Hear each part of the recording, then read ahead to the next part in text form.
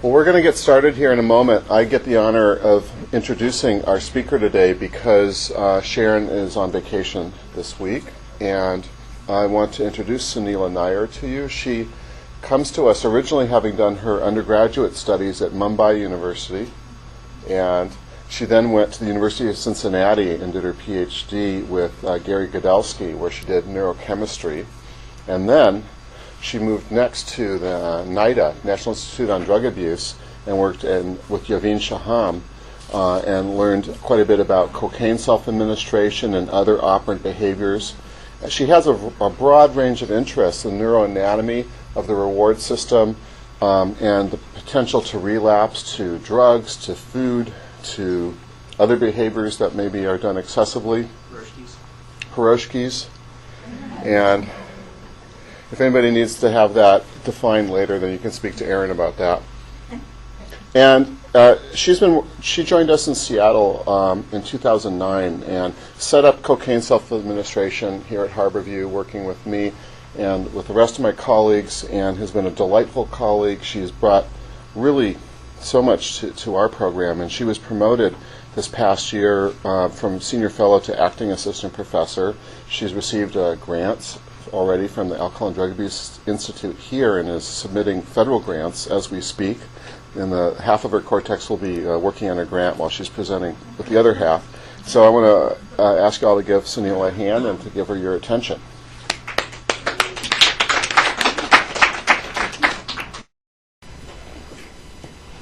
Thanks, John, for the wonderful introduction. So I'm going to be talking today on the behavioral and neurochemical mechanisms that are involved in relapse to cocaine seeking. Can people at the back hear me? Okay.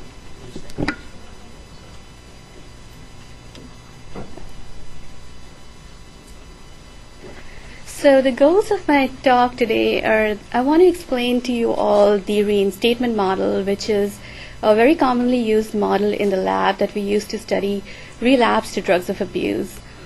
And then I want to introduce to you a couple of modifications of the reinstatement model that are used to study other phenomena in addition to relapse to drugs of abuse. And then I'm going to show you data from two projects that I'm doing, one looking at the role of serotonin 1B receptors and their role in drug relapse. And then I'm going to switch gears a little bit and show you data on how modulating neuronal activity in this brain region, the lateral habenula, affects cocaine reinforcement. And I know I have a lot of clinical audience today, so as I go along, I'm going to try and tell you how all this information that we get in the lab, how it can be applied to the clinic. So to start off, a little bit about cocaine. Cocaine is produced naturally in the leaves of the cocoa plant, a shrub that is indigenous to the foothills of the Andes in Peru and Bolivia. The cocoa plant was initially reserved for royalty among the South American Incas, but it was soon found that the native people could be made to work harder and longer in the rarefied atmosphere of the Andes if they chewed these cocoa leaves. So typically what these users did was that they made a ball-like quid from the cocoa leaves along with some kind of alkaline material like lime, and they held it in the cheek, and cocaine, it leached out from these leaves and produced mild euphoria, suppression of hunger, and increased physical stamina. So over the next couple of centuries, people made sporadic attempts to bring these magical leaves to Europe. Most often than not, the leaves did not survive the journey, and it wasn't until 1863 that the Italian chemist Angelo Mariani, having heard of these magical leaves, he fortified a wine that he called Vin Mariani. So he did this by mixing these leaves along with Bordeaux wine. The wine became really popular in the 19th century. Queen Victoria tried it.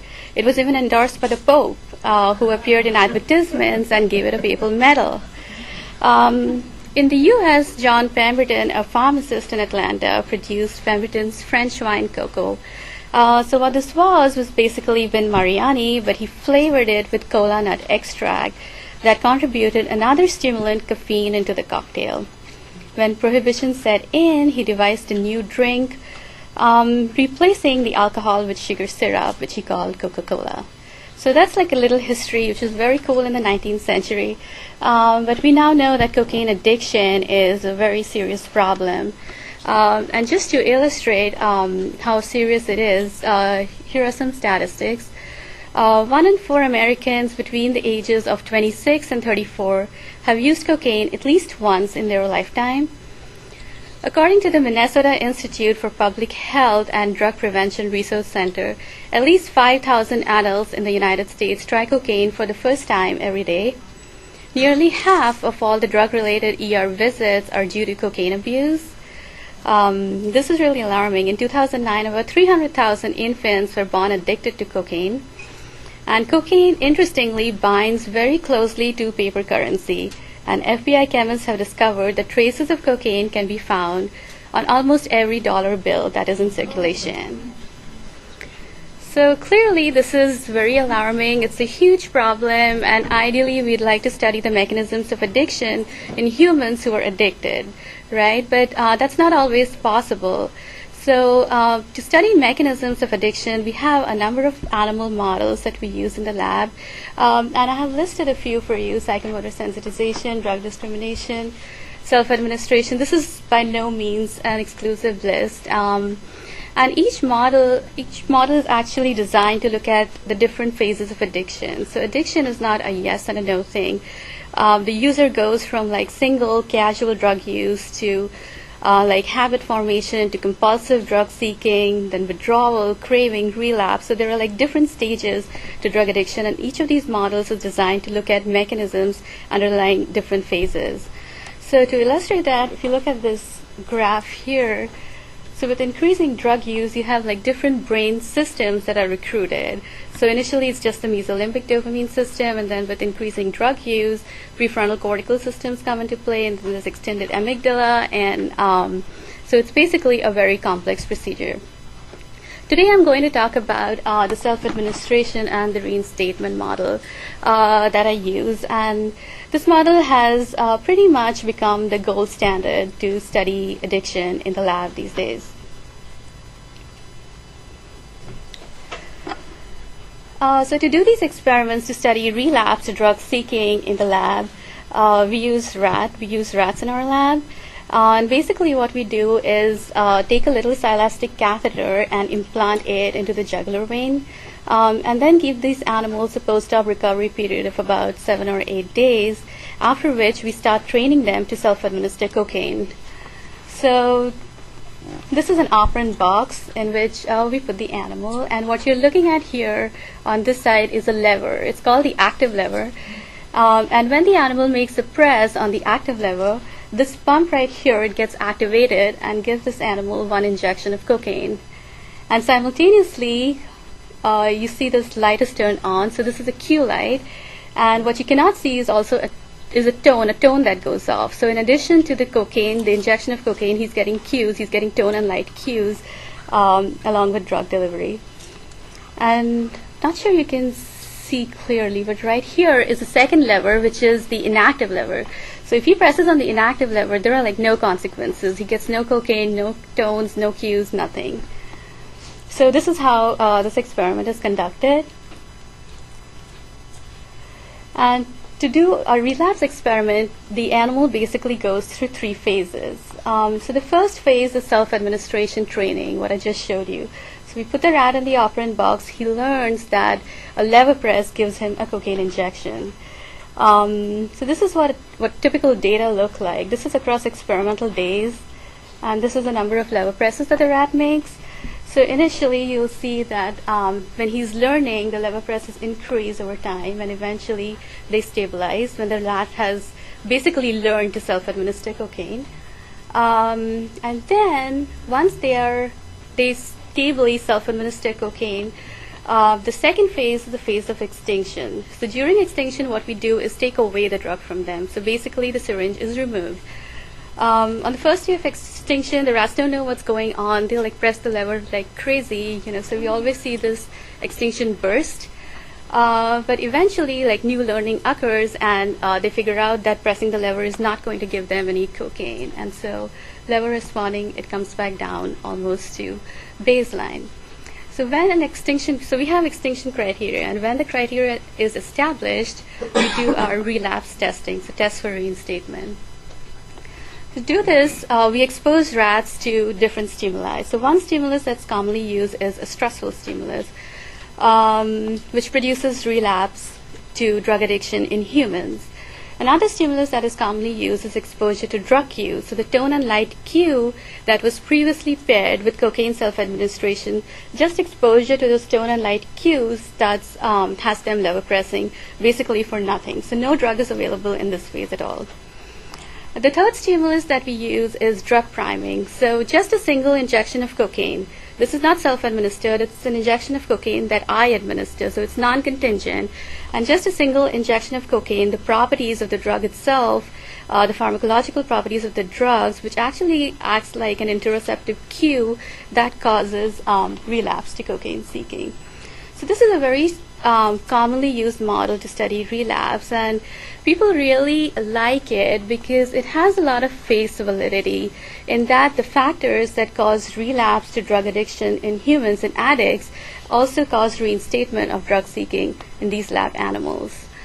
And also, in addition to face validity, this model also has some degree of predictive validity in that the medications that are being developed to treat cocaine addiction in humans, they also work in this animal model. There haven't been like many drugs, but like for instance, naltrexone, which has some efficacy in the treatment of alcohol relapse, also prevents reinstatement of alcohol seeking in this model. So basically this model, it's not just cocaine, it can be used for alcohol, for methamphetamine, nicotine, even food that I'm going to talk about in a little bit. So it's a very commonly used model to study relapse. And to illustrate how popular this model has become in the recent years, I have this figure for you. So these are the number of reinstatement studies. So this is a PubMed thing. Number of reinstatement studies from 1971 to 2009. You're looking at the cumulative number of studies. So from 71 to 88, there were only 11 published studies using the reinstatement procedure, as opposed to 567 in 2009. So clearly, this is a very popular model these days. And this is what typical reinstatement data look like in response to these stimuli. So all these animals always have ad lib access to food in their home cage.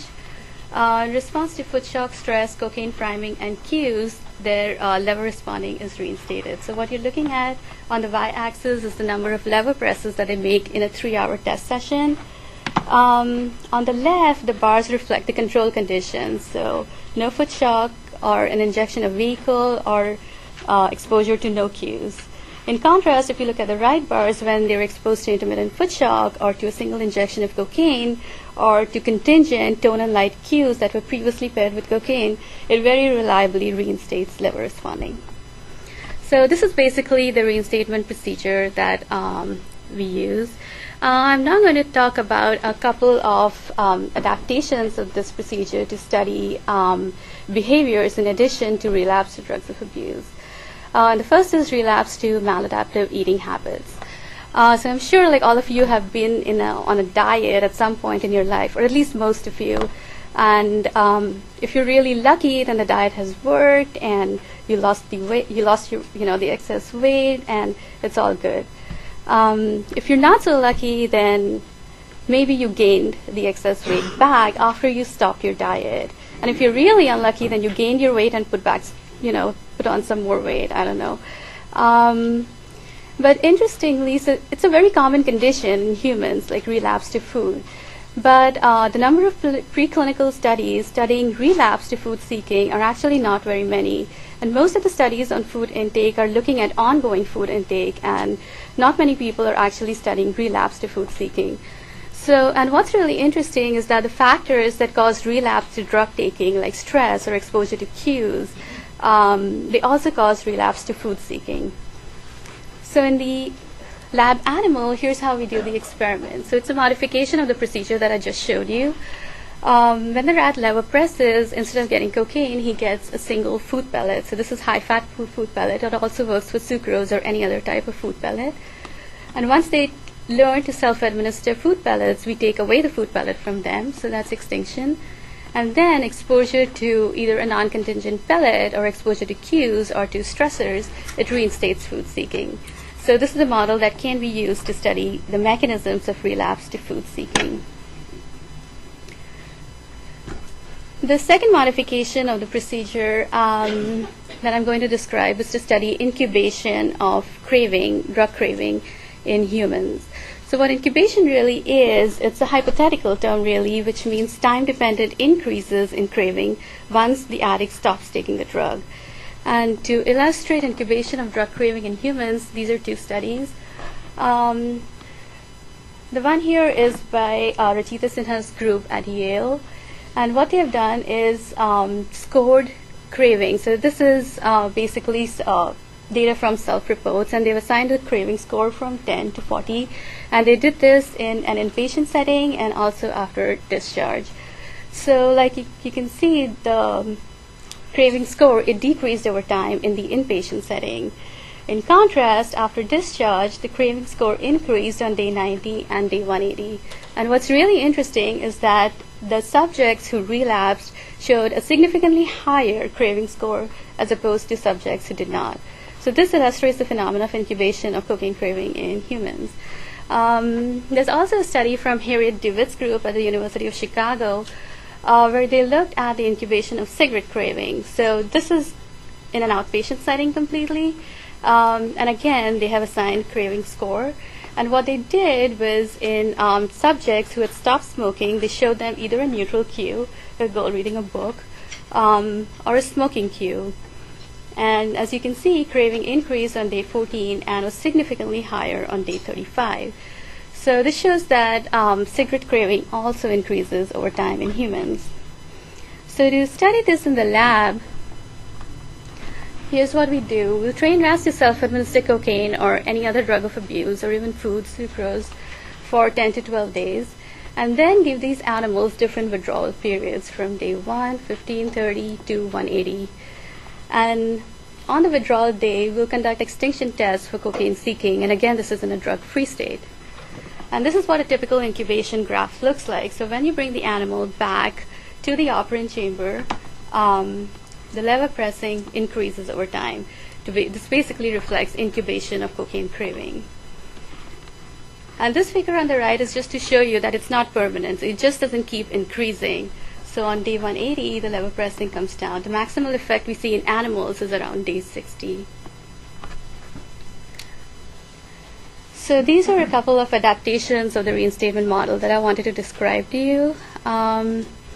I'm now going to talk about the project in which we look at what modulating the activity of 5-HT1B receptors does to cocaine reinstatement and relapse. So these receptors were originally described in 1980s. They were actually cloned by Mark Hamlin over here at UW. 5-HT1B receptors, they can be autoreceptors, so they're receptors on the serotonin neuron and they modulate the release of serotonin. Or these receptors can be heteroreceptors located on non-serotonergic neurons, like glutamate in this case, and they modulate the release of these neurotransmitters. So studying 5-HT1B receptors is actually not very easy, and this is because of two reasons. One is there are not many drugs available that are highly selective to 5-HT1B receptors. And even if they are selective, they also bind to other receptors, so that the effect that you get is not really selective for 5-HT1Bs. And the other problem is the diversity of the cellular localization. So like I said, there are autoreceptors and heteroreceptors, so if you're injecting a systemic compound, you don't know in which population of receptors it's going to act.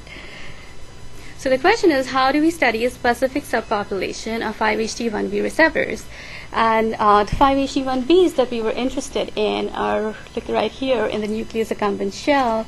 Like you know, nucleus accumbens is really important in addictive behaviors, and we're interested in this pathway, basically the mesolimbic dopamine pathway from the VTA to the nucleus accumbens. So what we did was we used virus-mediated gene transfer of herpes simplex virus. So we used herpes simplex virus to infect neurons in the nucleus accumbens with 5-HT1B receptors. And this is what the infection looks like right here. Hope you can see it.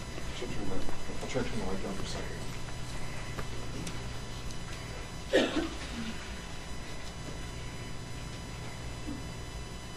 Anybody know how to do this? That's better. Okay.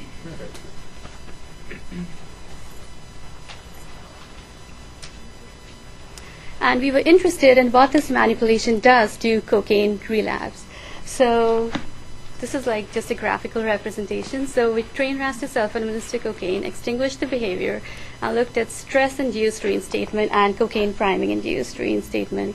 So I'm going to show you what overexpressing 5-HT1Bs in the accumbens shell does to this phase. So once the animals have learned to self-administer cocaine, and I'm also going to show you data on what it does to relapse to cocaine seeking.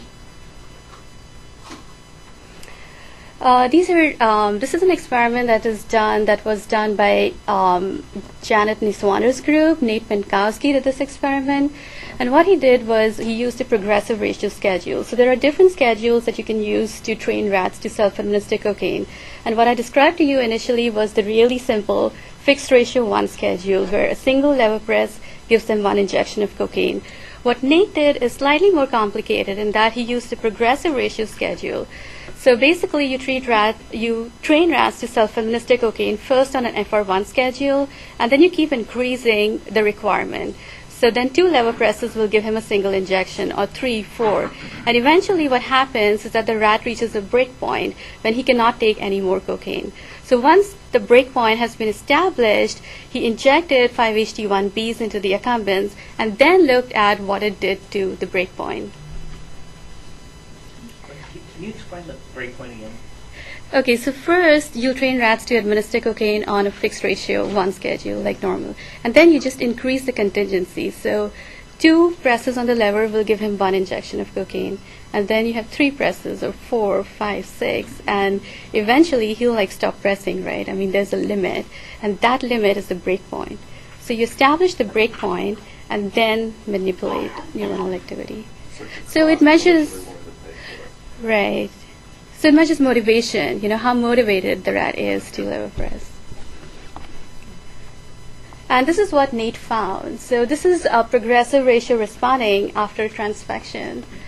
So he found an increase in the ratio that was achieved. He found an increase in the number of active lever presses that the rat made, and also an increase in the total number of reinforces. So basically, increasing 5-HT1Bs had an enhancing effect on cocaine self-administration.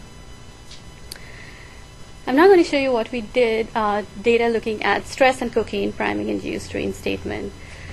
So this is from experiments that we did here at Harborview. Trained rats to self-administer cocaine, and this is on a fixed ratio 1 reinforcement schedule. And what I should point out is that after every lever press, the rats get a 20-second timeout period. So basically, after he makes a lever press, no matter how much more he presses on the lever, he's not going to get any additional cocaine. And that is to prevent overdose, basically. So this is what the data looked like. The red line is showing you the number of infusions the rat earned over the 3-hour session. The blue line is showing you, the number of active lever responding. That is the total number of responses he made, including the number of responses in the timeout period. And he found that it decreases cue-induced reinstatement as well. So taken together, what I showed you so far is that overexpressing 5-HT1Bs in the accumbens shell enhances operant cocaine self-administration, but decreases cue-induced reinstatement of cocaine seeking. So we were now interested in looking at what overexpressing 5-HT1Bs does to stress-induced reinstatement. So we trained rats to self-administer cocaine, extinguish the behavior, and then expose these rats to intermittent foot shock for 15 minutes.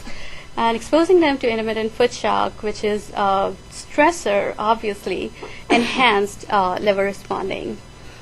And in the animals on the right bar, you can see the animals that in which we overexpressed 5-HT1Bs in the accumbens shell. There's no significant difference in the number of responses. But this was a little surprising because 5-HT1Bs are known to mediate a bunch of stress responses. So to have like further confidence in our data, Amy Fury in the lab did another experiment where she used a different stressor. So the stressor that Amy used is called social defeat stress. And basically what she did was she took a big giant intruder rat and brought it together with an experimental rat and basically made them fight. So the intruder rat, he overpowered the experimental rat, and that caused stress in the experimental rat. So she used this stressor, and her dependent measure was saccharin preference. And what Amy found is that overexpressing 5-HT1B receptors had no effect on saccharin preference in this rat. So taken together, this suggests that overexpressing 5-HT1Bs has really no effect on stress-induced relapse. So just to summarize what I've shown you so far, overexpression of 5-HT1Bs in the accumbens shell, it enhances operant cocaine self-administration. It decreases cocaine priming and cue-induced reinstatement of cocaine seeking, and it has no influence on reinstatement of liver responding induced by stress. So basically what I'm trying to say is that the mechanisms underlying operant cocaine self-administration are very different than the mechanisms that mediate relapse to cocaine seeking. So if you have like a drug, a compound, say 5-HT1B, that is in the clinic to treat cocaine to treat addicts, it may not work if the person has relapsed to cocaine seeking. And even if there's a compound that is targeted to treating relapse, it may not work if the reinstating stimulus is different. So now I'm going to switch gears a little bit and talk about this second project that I'm doing, looking at the role of the lateral habenula in cocaine reinforcement. So I was talking about the accumbens and the mesolimbic dopamine pathway, which are like rewarding in response to drugs of abuse. In contrast, the lateral habenula, it actually might play a role in aversive effects of drugs of abuse. So just to give you a little perspective, this is the small cluster of cells in the caudal part of the thalamus. If you look at a coronal section, the habenula is right here on both sides of the third ventricle, below the hippocampus. And I think you can see that it's divided into a medial subdivision, which is darkly stained, and a lateral subdivision, which is a little lighter. And so basically the habenula is divided into two different parts, which are actually very different in terms of their inputs that they receive, the output neurons, even their cell types and functions, they're like really different. And I'm going to focus only on the lateral habenula today. With respect to their inputs, the lateral habenula gets very strong inputs from basal ganglia, limbic system, and these are innervated by the cortex. So the habenula gets really important inputs. And with respect to the output neurons, the lateral habenula projects to the VTA, dopamine neurons, and it also projects to serotonin neuron cell bodies in the dorsal raphe nucleus. Another projection that I have to talk about, which was recently discovered actually, is from the habenula to a very strong projection to the tail of the VTA. And this nucleus is called the rostro-medial tegmental nucleus, which I'm going to call just RMTG for today's talk.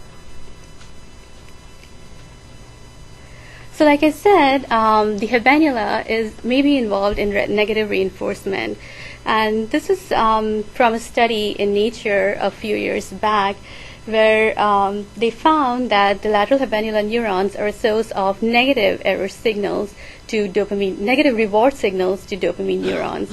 So basically, when the animal is expecting a reward but does not get it, that's when the lateral habenula neurons fire. So it's the opposite. The activity of the lateral habenula is opposite to that of the VTAs. If you electrically stimulate the lateral habenula, it'll decrease VTA dopamine, and it'll also decrease serotonin release in the raphe nucleus. So I want to talk a little bit about the lateral habenula circuitry, which is really interesting. So like I said, it projects directly to the VTA, projects directly to the raphe, projects directly to the RMTG. And I also said that the net effect of stimulating the lateral habenula causes decrease in VTA dopamine and raphe serotonin. So naturally, you would think that there is some inhibitory neurotransmitter that is in play here. And Instead, what Susan Cizak found was that the transmitter that is in play here is glutamate, which is excitatory. So this was really confusing. And it was very recently discovered that there is this additional relay station, the RMTG, which is actually the source of the negative signal, the negative GABAergic signal to the VTA from the lateral habenula. Similarly, there also has to be some negative signal from the habenula to the raphe, but we just don't know what it is yet. So to study what manipulating lateral habenula neurons does to behavior, we're using this cool chemical genetic technique using DREADD receptors. So DREADD stands for designer receptors exclusively activated by a designer drug. These receptors were developed by Brian Roth over at the University of North Carolina. And what these receptors are, they're basically G protein coupled receptors, which he has mutated across the transmembrane domains, and he's converted it into a receptor that no longer binds to the native ligand. So for instance, the DREADDs that we're using are muscarinic receptors. So they have so they do not bind to acetylcholine at all. Instead, they bind to this compound, clozapine N-oxide, or CNO, that I'm going to call. And what's really cool about CNO is that it binds only to the DREADD receptor, but it has no affinity for any other receptor in the body. So it's really selective. And depending on which DREADD you're expressing, it can either silence neuronal activity or it can activate neuronal signaling. And I'm going to show you data today only using DREADDs that inhibit neuronal signaling. So I brought this piece of data. This has nothing to do with drug addiction, but I thought it would be cool for this audience because lateral habenula has deep brain stimulation. If you stimulate the lateral habenula, it has been shown to have an antidepressant effect. So using this DREADD technology, we are looking in the lab animal if it produces an antidepressant-like phenotype. This experiment was done by Nick Strand in the lab when he was rotating last year. And he's used the forced swim test. And what Nick found was that treating rats with CNO, it increased swimming behavior in these animals and it decreased immobility. And this reflects an antidepressant phenotype. So basically, transiently silencing lateral habenula neurons causes this phenotype in lab animals. And I was interested, obviously, in looking at what silencing the lateral habenula does to cocaine self-administration. So here's what I did. I implanted rats with IV catheters, gave them a post-op recovery period, trained them to self-administer cocaine for 10 or 12 days, and then injected these DREADD receptors into the lateral habenula. And after 3 or 4 days, which is the time that it takes for viral infection, I injected these animals with CNO to transiently silence the lateral habenula. And here's what I found. So on the y-axis is the number of infusions that the rats made, and this is the number of active levopressors. So transiently silencing the lateral habenula, it increased operant cocaine self-administration. I also used another dose of CNO, so those data are from 3 milligrams. 1 milligram of CNO, it also increases operant cocaine self-administration.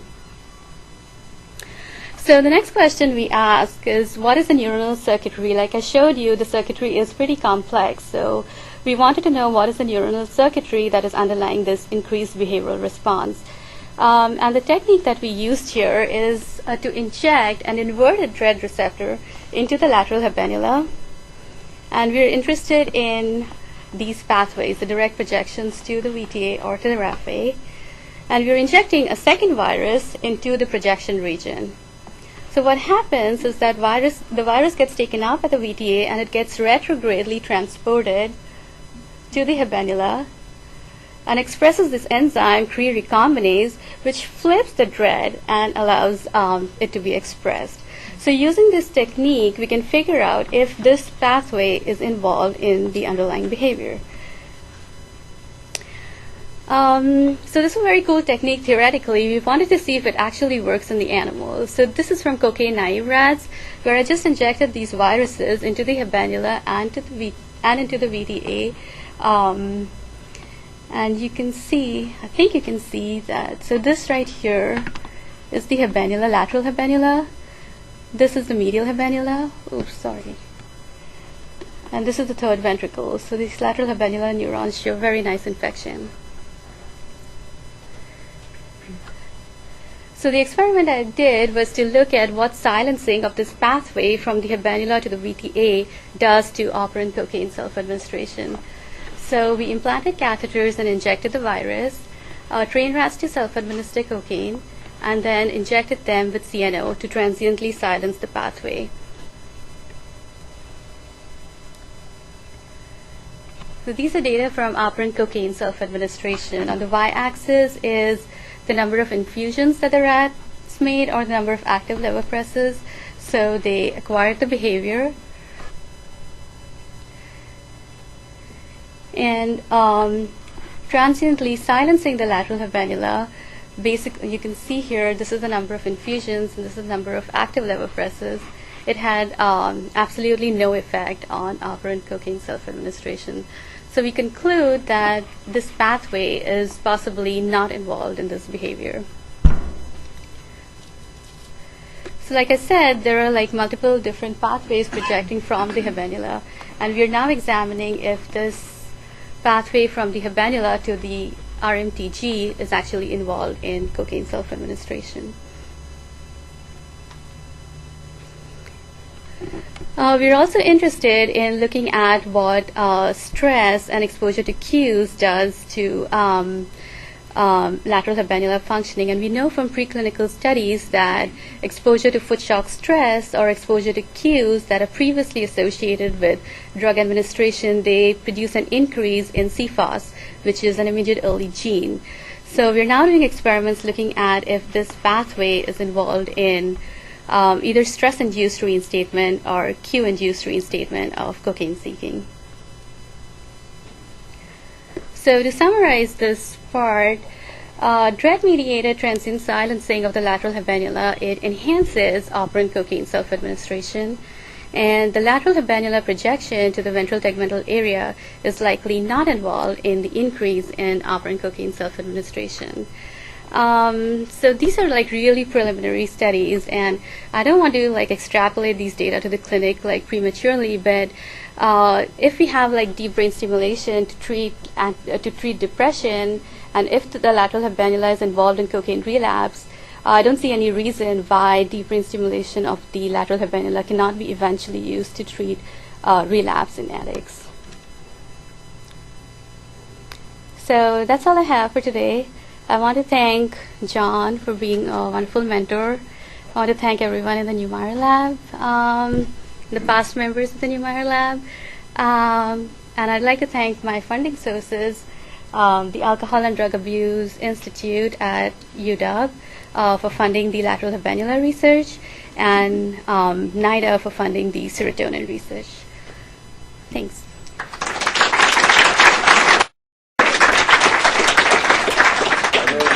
For Sunila.